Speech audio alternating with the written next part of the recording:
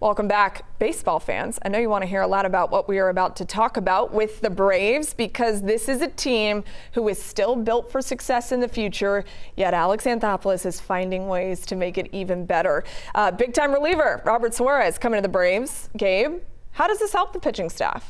It's huge. It's probably the most significant addition that they're going to make this winter, pending maybe them signing a top-tier starter. But Suarez has been one of the most consistent and most dominant relievers over the last few years. You're adding a top-tier guy. In the immediate, you're adding a top-tier setup guy for Raisel Iglesias, who you end up bringing back. You have a tremendous 1-2 punch at the back.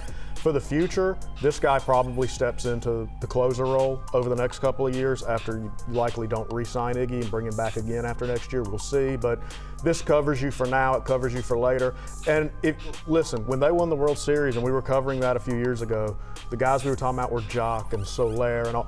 That bullpen, that was the reason that they won, right? The night shift. Yeah, the night shift. And Alex has never shied away from spending on the bullpen and prioritizing the bullpen. So, again, this is a move that it's going to help you in the regular season, but when you get back to October, which is where this team believes it will be, it is significant. And pitching has certainly been detrimental to this team in recent years when it comes to the postseason and early exits. So I know AA really wanted to make that an emphasis at winter meetings, and he's been successful with that so far. They also signed veteran outfielder Mike Yastrzemski, a name that fires everybody up around here. What do you think about this move?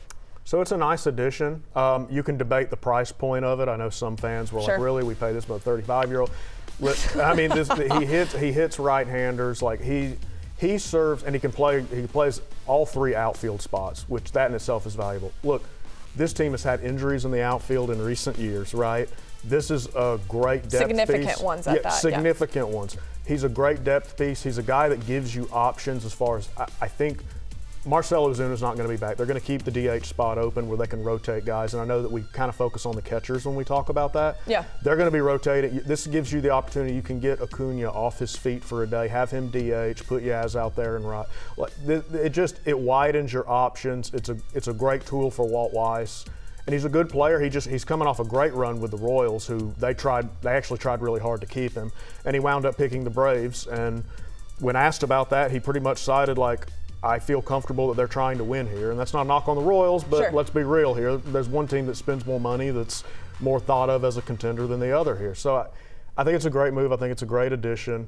It's not flashy, but it's the type of thing that, again, is going to help them options-wise as the year goes on. It's something that was necessary, too, for the Braves. So I think this was a tremendous move, once again, by Alex Anthopoulos. Dude's always on the phone, getting things done. One thing that I think was very intriguing for Braves fans to hear is that Pete Alonso, they don't have to deal with him anymore because he is leaving the Mets. He is headed out of the National League and over to the Baltimore Orioles. Good news for the Braves fans, obviously, but what was going through your head when you saw this piece of news? Because this was wild. You know, it's surprising with Pete Alonso and Edwin Diaz going to L.A. We think of the Mets and we think about Steve Cohen's Mets. We're thinking they have unlimited money. Like, okay, Alonso hits free agency again. They'll eventually figure it out. It felt like he was a guy that was always going to be there. Instead, it feels like the Mets are really getting a roster, a clubhouse, just a lot of changes, a lot of tweaks there. And maybe that's due for them when you have a year like they had, when you have the biggest payroll and you can't even make the postseason, you fall apart.